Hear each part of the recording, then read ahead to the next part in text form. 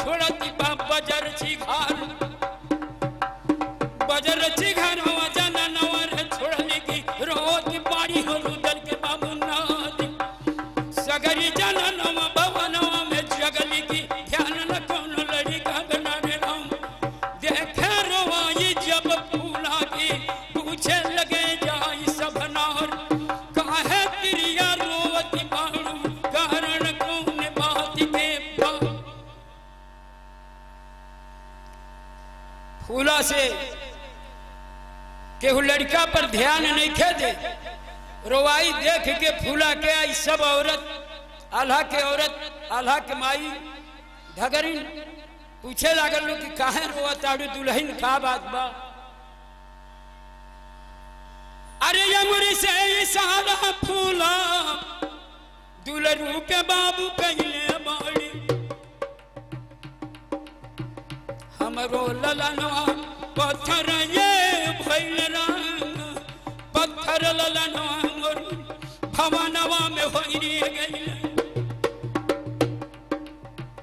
सबके नजरिया लड़का पर रंग सबके नजरिया दुलरुआ पर पड़ी गइल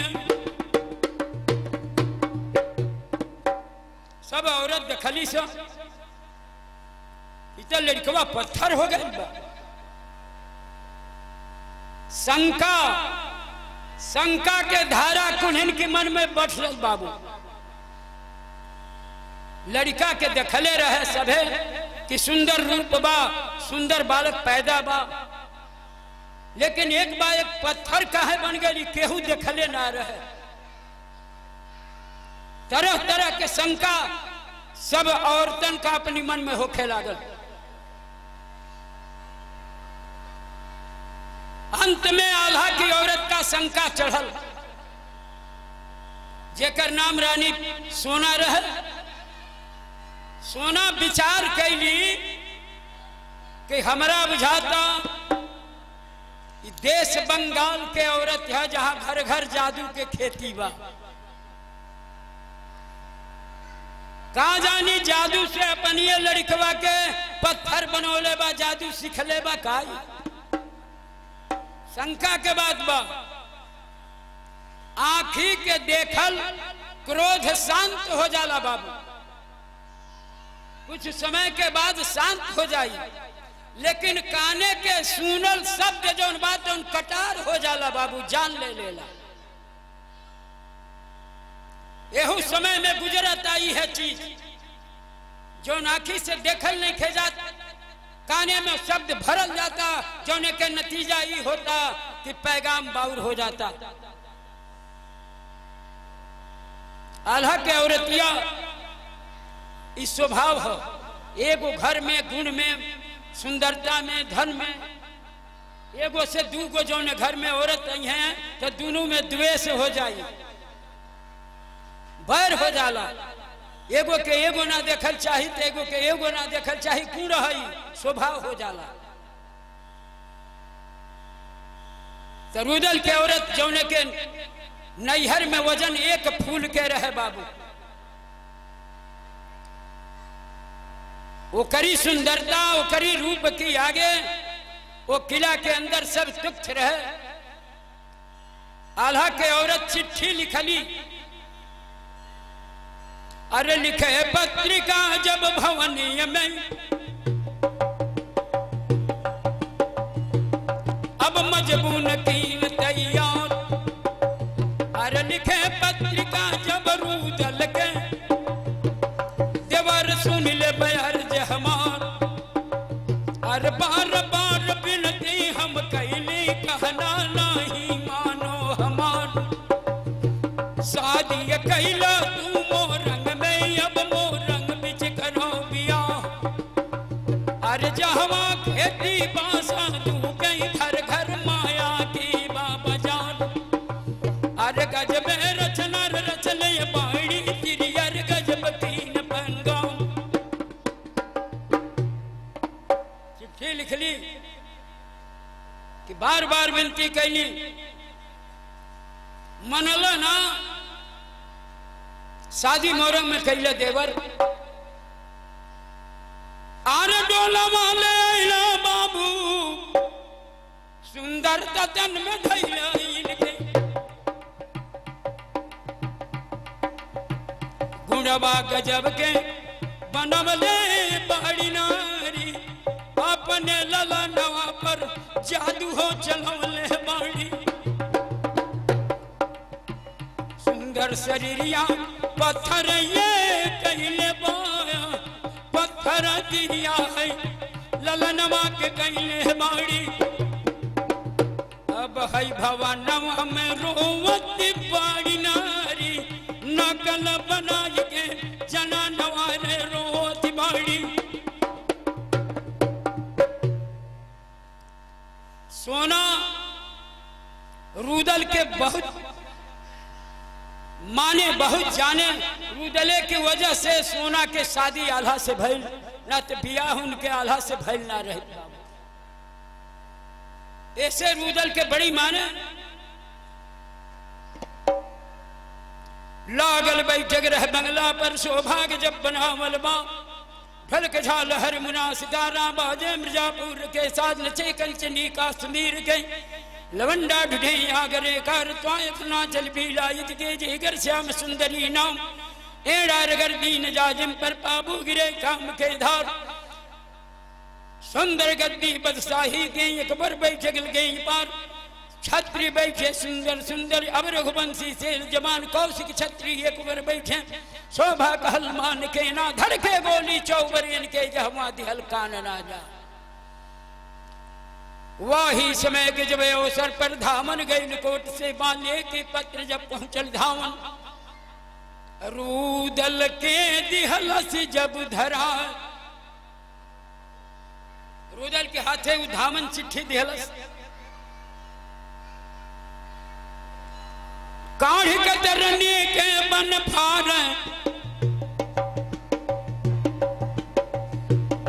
लमी सदर दीन फैला देखल दसकत जब भौजी के अरे लिखल ये गजब जोग की बात लिखल तिरी अर गज में रहली अब देवर सुन लब अर्ज हमार नाहक जन्म विधाता दिहल तोहरी जेलक बाधिरकार तिरी अर जुल्मी भाई मोरंती अब लड़का गोद मैयार जादू मरलस जब बालक पर अब पत्थर लाल बनौले बाय पत्थर बना के निज बालक के लिखली कि अपने लड़कवा के पत्थर बना के और नकल बना के रोवत बा यानी रुदल के बुद्धि बिगड़ गई भरोसा रहे भौजी की पर कि गलत कभी ना बोली है नैनागढ़ में जब युद्ध भइल तो हमारे साथ ही देले रहली भाई की शादी कैली तब झूठ ना बोली बात सत्य बा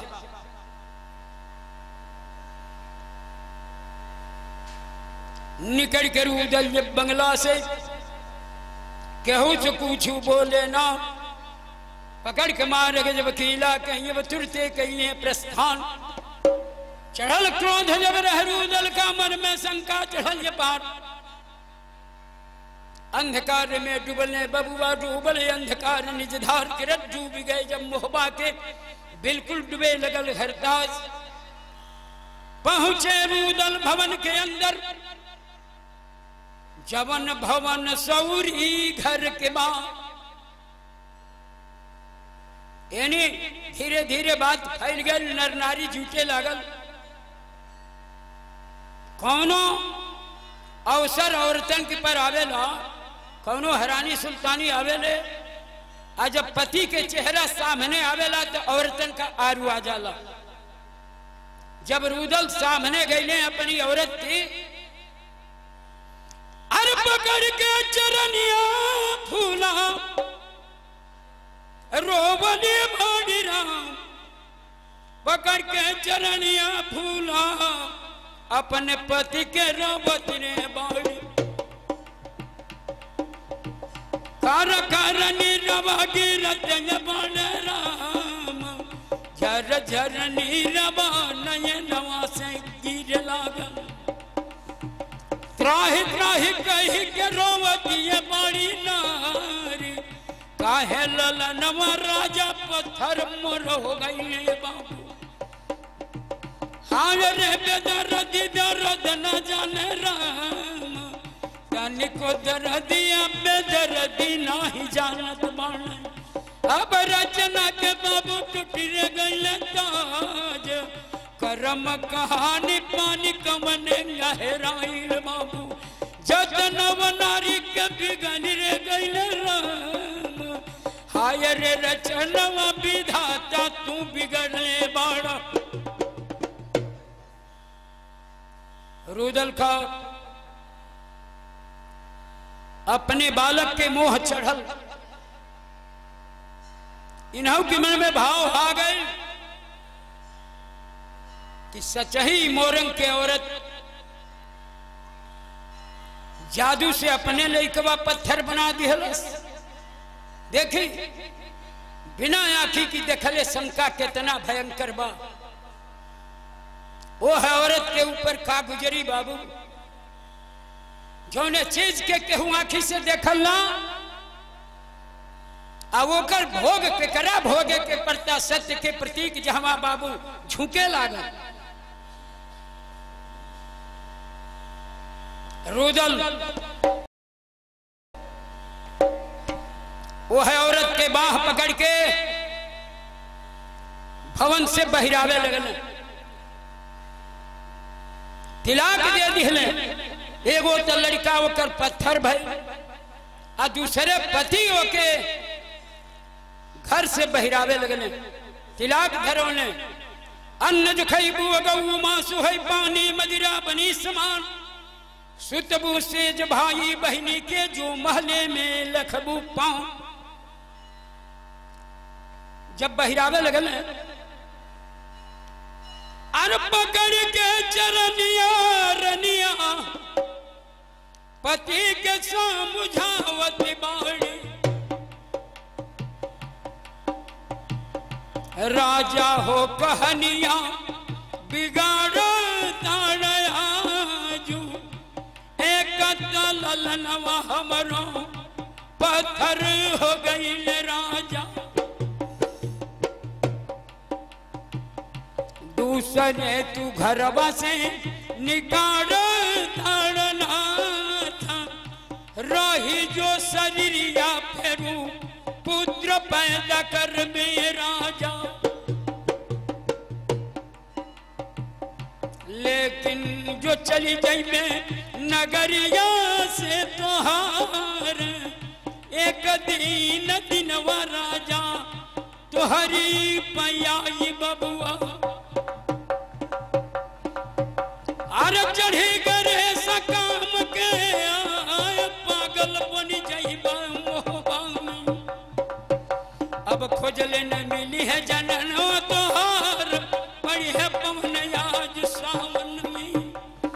चढ़ी है कामधार सरकार, रोके मरी जाइबा पलने पर। फिर न जननो के पैप महाराज जोगवा बिगड़ जाई जिंदगानी गई। पानी ऊपर टूल जाई धार, बार बार जब करे चिरौरी।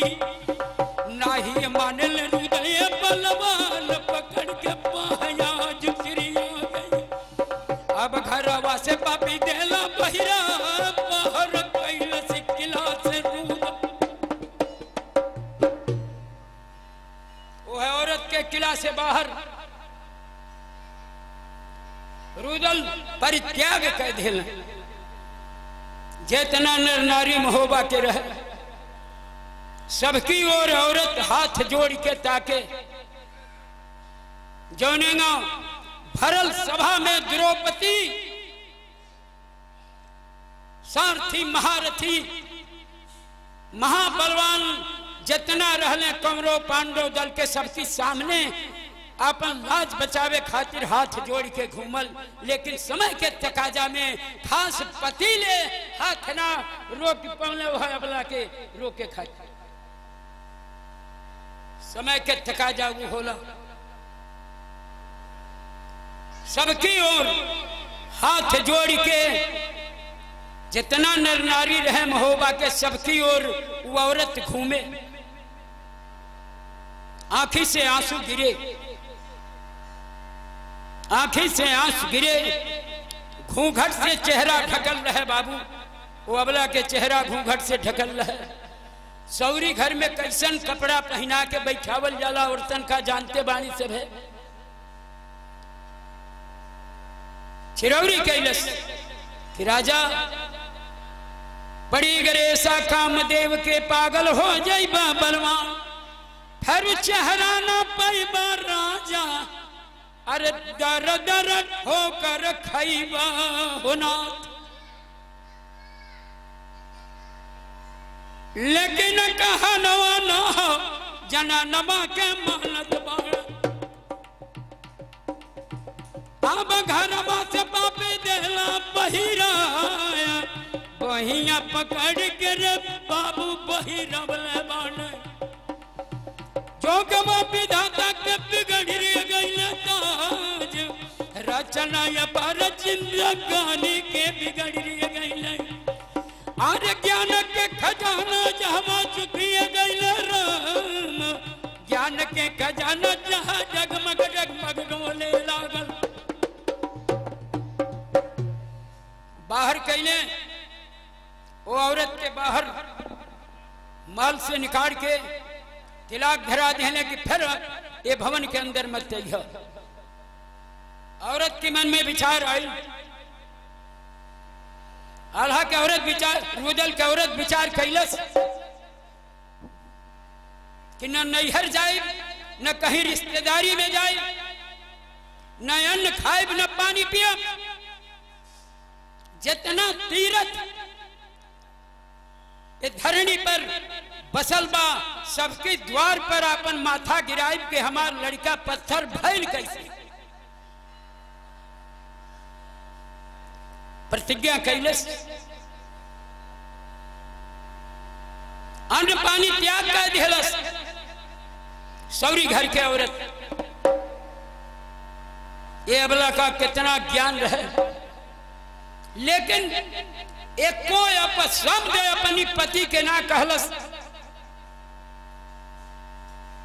अपने धर्म कर्म के ऊपर, अपने गति के ऊपर सती के रोल अदा कैलस। बाबू घर से निकले ली औरत,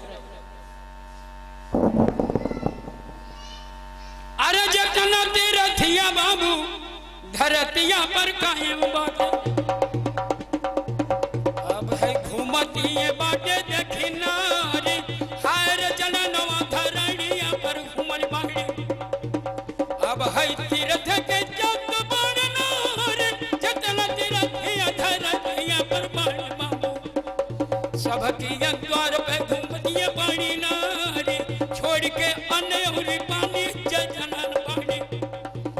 अब धरणी पे घूमल ये बाड़ी नारी, जोग विधाता को धारा पर चौले बाड़ी। अब कर्म के बाबू सजिए गिले ताज, ज्ञान जगा राजवा जगमग डोलत बाण। ये औरत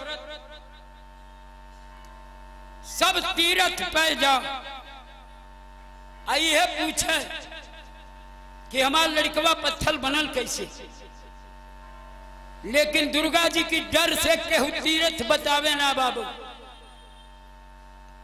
कि तुहार लड़कवा पत्थर नहीं खे, केहू ले गई बा। सब लोग धन्यवाद, रक्षा करें दुर्गा जी भवानी रक्षा करें। मैं घर द्वार परिवार के साथ ये 11 रुपये का पुरस्कार आपके द्वारा बा, नारायण रक्षा करें। धन्यवाद। ये मिश्री भाई ग्राम निवासी बस जिला के तरफ से 50 रुपये का पुरस्कार बा, नारायण रक्षा करें। मैं परिवार के साथ घर द्वार के साथ दुर्गा जी रक्षा करें। ये औरत घूमे लागल, पार्वती कहली भोलानाथ से कि हे नारायण, इतना कष्ट है बोला के भोगे के पड़ता, अब बहिना ले जाके वो बालक के खिलावत आड़ी। भोलानाथ कहला कि घबरा मत, जौले समय ना हमहन के साथ देला देवे के कहला तौले हमनियों का केहू के साथ ना दिहल जाला। जौले समय ना कही देवे के तौले हमनियों का ना दे पावल जाए। समय संसार चलावेला, सबके चलावेला, समय के अधीन सब बा राजा रंग फकीर। आई ओकर समय, भोलानाथ कहले कि ओकर समय आई, जितना ले कष्ट ये हबला का लिखल बा भोगे के परी। एनी दुर्गा जी वो लड़का के अस्त्र शस्त्र पढ़ाई लिखाई आर शिक्षा दीक्षा देली भवानी। पोसती बड़ी जंगलवा में जा, अब शेर के बच्चा से कुश्ती करावी, बाबू युद्ध कराओ दड़ी मार। अस्त्र शास्त्र विद्या के पढ़ावी, रचना गजब पढ़ावी मार।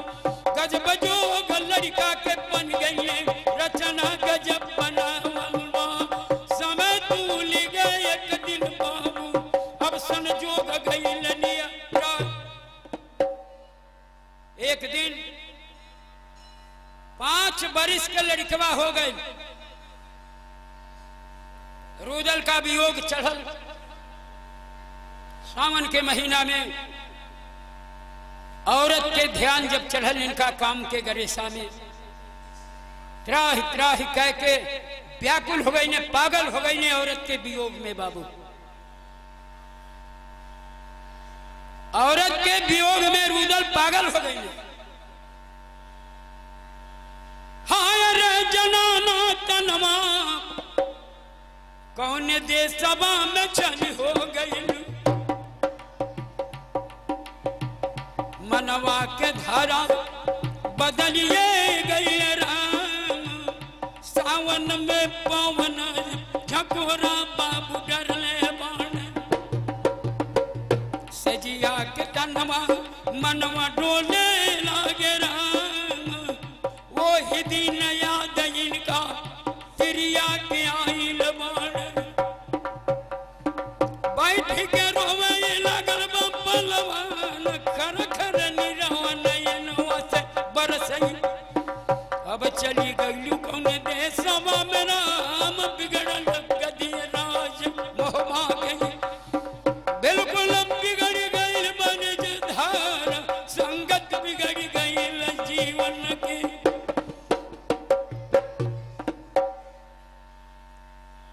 5 बरिस के लड़का भाई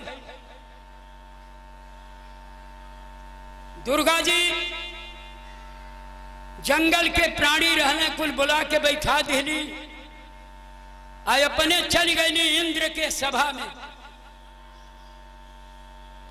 लड़कवा 5 बरिस के हो गए बाबू। 5 वर्ष के बालक के जंगल के प्राणी के बीचे बैठा के आय अपने इंद्र की सभा में दुर्गा जी चल गई। लड़कवा 5 बरस के उम्र में जेके शिक्षा दीक्षा दुर्गा जी देले बाड़ी, वो करा कितना ज्ञान होई बाबू, सोचे वाली बात बा।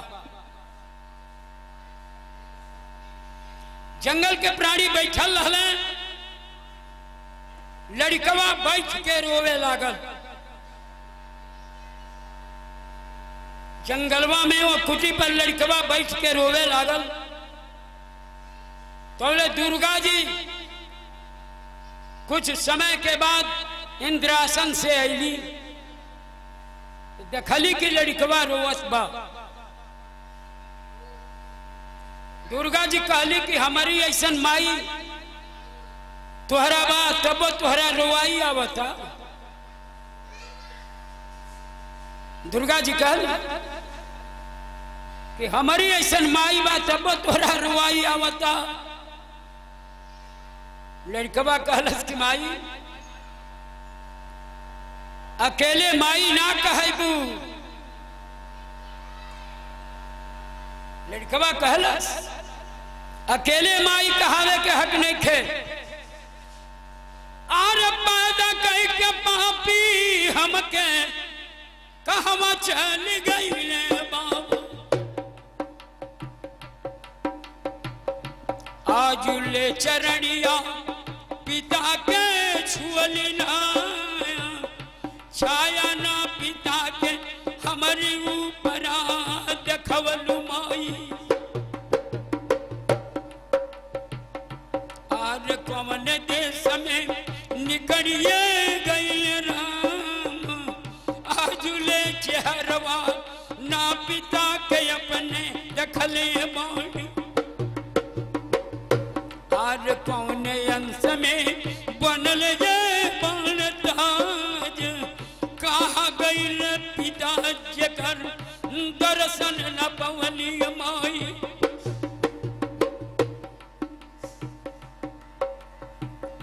धन्यवाद।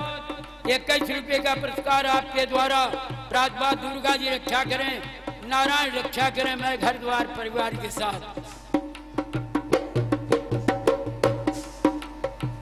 जकरे जन्म पिता दिखावे आपन तजत बाण घर द्वार कहवा उनके भेजने बाणु जननी हमके देव बतला अर चेहरा न देखल पिता के अपने हमरे जेल के धिकार नाहक जन्म विधाता दिहले जंगल के तू बनवलू का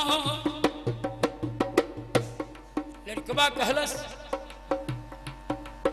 कि आज ले जे अपने पिता के चेहरा ना देखल ना आशीर्वाद लिहल ना चरण छुअल ओकर जेले के धिकार बा शक्ति के धार डगमग डोले लड़का के वार बम बम बोले अब झुकल गर्दन जगदम्बा के अपनी मन में करे विचार अब गजब ज्ञान बाया बालक का रचना गजब तेरा तैयार हर समय के धार याद तारा गई अब रच रच के करत बाण बाण अब ना जवाब देवी का अपने मन बिच करे विचार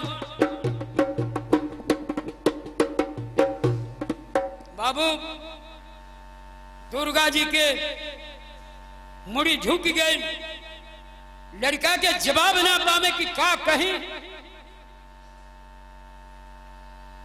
सोचली सोच के कहली कि बाबू तुम्हारी पिता के ऊपर अरे सेठ के कर जवा हो अब पिताजी पर लादल मान अब दूर देशवा में चलिए गए यार जाई के नौकरिया साहू के बाबू करत बन जब लेकर जाओ भराई नहीं यार जब लेकर जाओ साहू के भराई बाबू तब ले घरवा वही है बलवान तब ले घरवा पिताजी तोहरो यही है बाबू काली की साहू के कर्जा तोरी पिता के ऊपर अपार बा दूर देश में नौकरी करत बाणे जौले कर्जा ना भरा जाई तौले उ घरे लौटान ना करी अरे सुन के सब दवर जब देवी गई अब पूछे लगे ललनवर यार पूछे ललनवर जगदम्बा से कितना कर जमा साहू के बड़ राम कहे के छिपा के हम सिया रखलू हमारा के भेदव बतवलू नहीं माँ कितना कर जा साहू के लड़कवा कहलस कि माई साहू के कितना कर्जा बा आज ले छिपा के रखले बारू हमसे 5 वर्ष के बालक हो गई और बाप कर्जा में अगर जो घेराइल होके बांधे परल होके तो हमारी जेले के धिरकार बा अरे राह बता दब वह नगरी कहीं नौकरी कर बसे ठके जाए अरे बंधक जब जन पिता छुड़ाई तब जन्म पुत्र के बा अरे जन्मत पुत्र पिता पान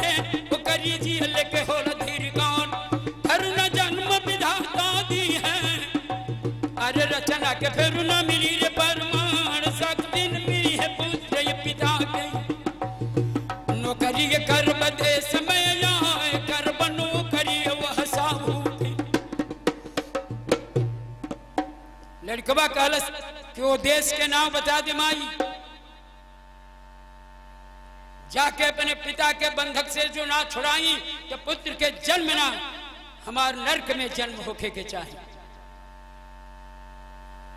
दुर्गा सो चली कि एक ज्ञान इतना दे दे ले बाणी कि हमारा से युद्ध कर दी।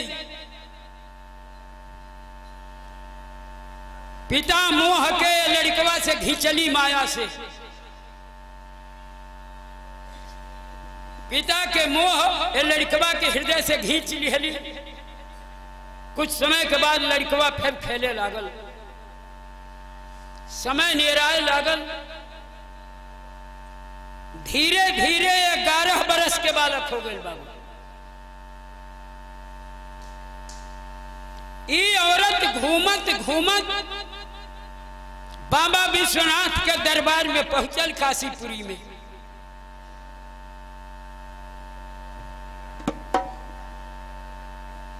काशीपुरी में पहुंचल ये औरत पीठी के सारी फटल बा घूंघट से चेहरा ढकल बा जे अन्न जल त्याग कैले बा 11 बरस बाबू। आजुरी में जलवा तिरिया वही घाट से ले आवती बाड़ी पिंडी की ऊपरा अब चढ़ावा ताड़ी नारी रोई रोई जलवा गंगा घाट से ले आवत बाड़ी। जलवा ले आवत में गिरत ये बाटे आंसू खार खर नीरवा नयनमा से गिरे बाबू। उहे जलवा भोला पर चढ़ावा ताड़ी नारी पत्थर रौरा हैया बाबा पत्थर के हाल जानत बाड़ी। अब पत्थर के भेद दी बता कहे ललनो पत्थर मोर भइल। अरे विश्वनाथ से पूछत बाई नारी जे चला रे जलवा धरा पे बाबू रहले। अब लेके आए के चढ़ावा ताड़ी नारी गिरत नीर नैनन से बाण। कायम गद्दी जब काशी के रचना विश्वनाथ के धाम। एक वर रचना अवधपुर गई एक वर है राज प्रयाग। एक वर था सिंहासन बाणे यम महियर की बाटी स्थान। एक वर गद्दी जब पर्वत के जेकर विंध्यवासिनी नाम। एक वर तीर्थ बैजनाथ कहीं एक वर जनकपुर धार। एक वर बंद हिमालय बस गए जब कैलाशी के अवतार। पीछे गदी आज काशी गए जब त्रिशूल पर चाहिए पार। दुर्गा कुंड धार पर रख ले जब संकट मोचन तार। भैरो छवि अंक पर गरजे कौतिक गदी जो काशी कार। ओ बीचे में बस गत कैले जे कर विश्वनाथ रहे नाम।